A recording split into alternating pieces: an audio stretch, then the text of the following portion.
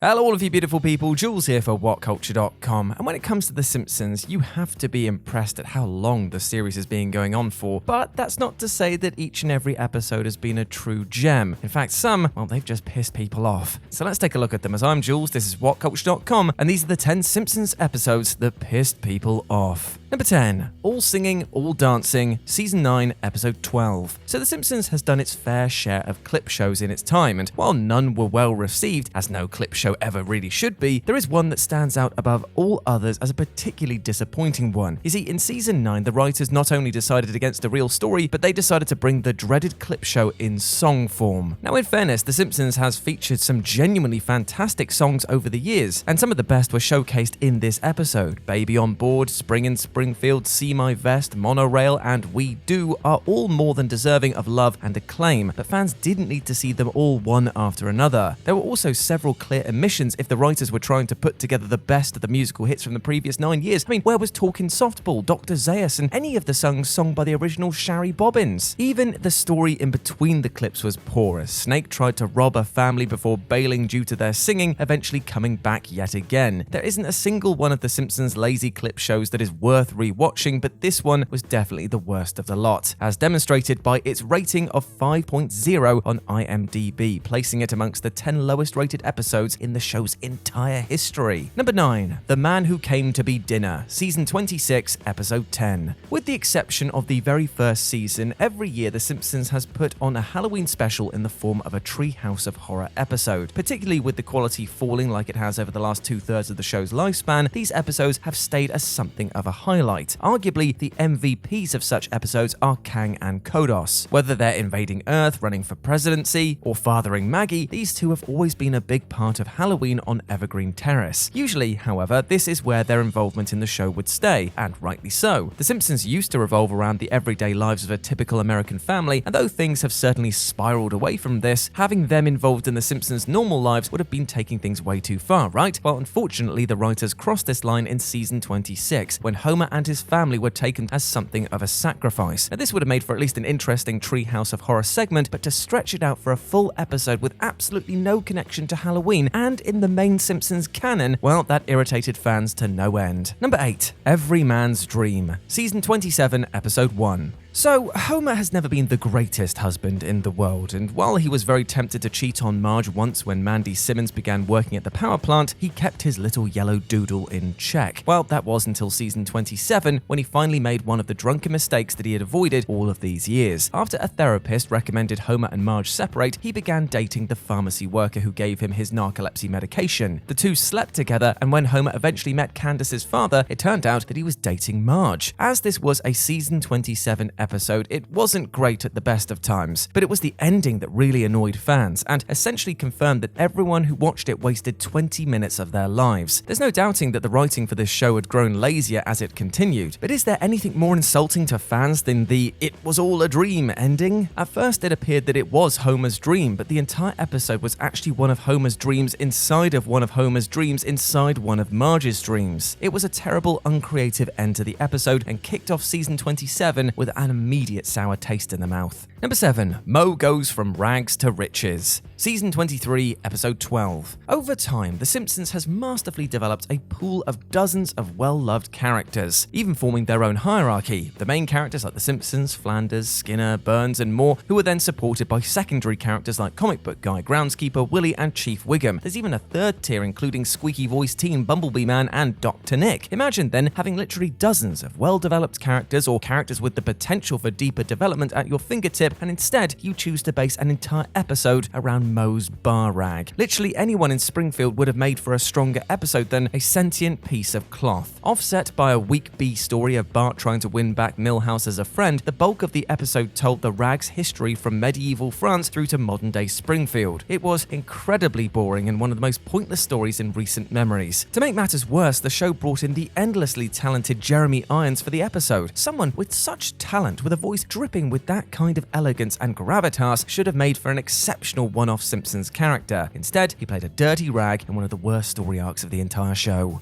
Number 6. SADDLESORE Galactica. Season 11, Episode 13. The Simpsons started out as a show about a typical American family. The stories were grounded and relatable and may well have occurred in some form or another in the lives of many of the people watching. But this didn't last too long, however, as soon the stories began getting crazier and crazier. Homer became an astronaut, had a punch-up with a former president, and represented the USA at the Winter Olympics. Now, most of these were fun, but at some point, a line was crossed. And that was long before Moe became best friends with a talking dishcloth. When the family wound up with a racehorse, Bart brought Furious D into the sport as a bad boy of sorts, ruffling the feathers of the jockeys before him. With the big race coming up, Homer was kidnapped by these jockeys who revealed themselves to actually be elves who lived in a magical dimension accessed through a tree. Seriously, this was a story that made the final cut. Even if this was a segment of a Treehouse of Horror episode, it would have been a poor one, but to make this into a regular episode seems ridiculous. The show had certainly been on a decline since the end of season 8, but for many, this is when it passed from being just a dip in quality to being outright bad.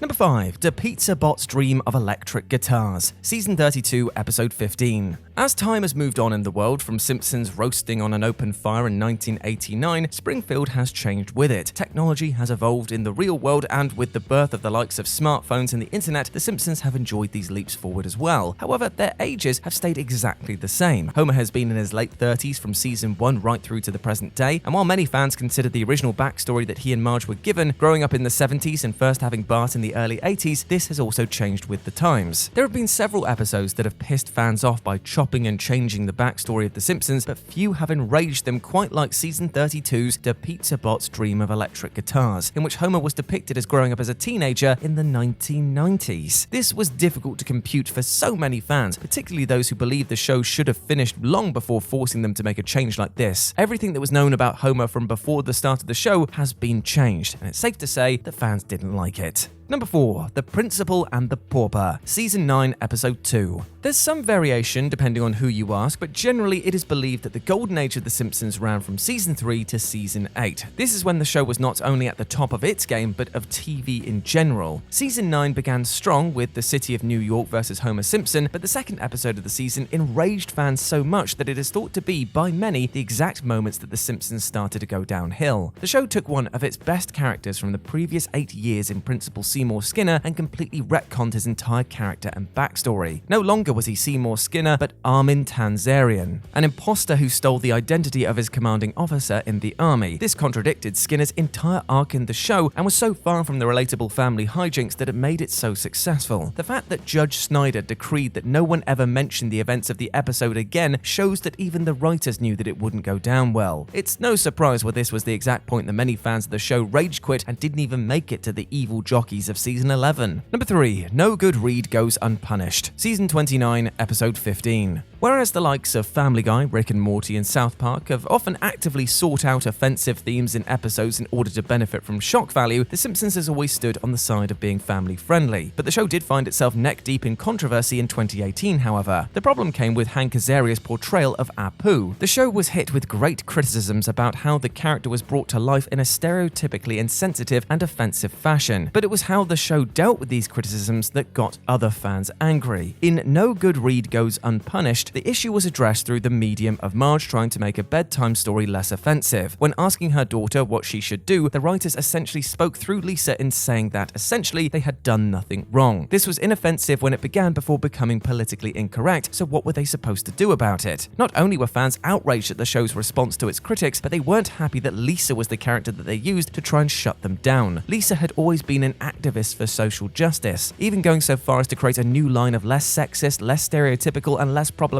Malibu Stacy dolls. She would be the absolute last person in Springfield that would have brushed off a conversation about racism and diverse representation in such a backhanded way. Number 2. Star of the Backstage. Season 33, Episode 1. It's not very often that anyone will create an episode of any TV show and hope for a backlash of anger from the fans. There are often tough-to-take moments that may not be what people expect or want, but to actively hope for angry fans, well, that's something very rare. When the Season 33 opener was released, executive producer writer Matt Selman reportedly hoped for a backlash from fans in the same way that Do Pizza Bot's dream of electric guitars in the previous season had, and his wish came true. Whereas season 32 rewrote Marge and Homer's backstory to fit the 90s, just 1 year later it was rewritten again in Star of the Backstage. Marge produced a recreation of her high school play Y2K The Millennium Bug, once again moving her and Homer's teen years up another decade. Selman defended these retcons as writing something new with the show's longevity only growing, but fans still moaned all the same. The backlash might not have been quite so rough if it was a strong episode outside of this aspect, but musical episodes are rarely a good idea, and at a 4.4 rating, that makes it the second lowest rated episode ever on IMDb. I wonder what is the first. Oh wait, it's number 1,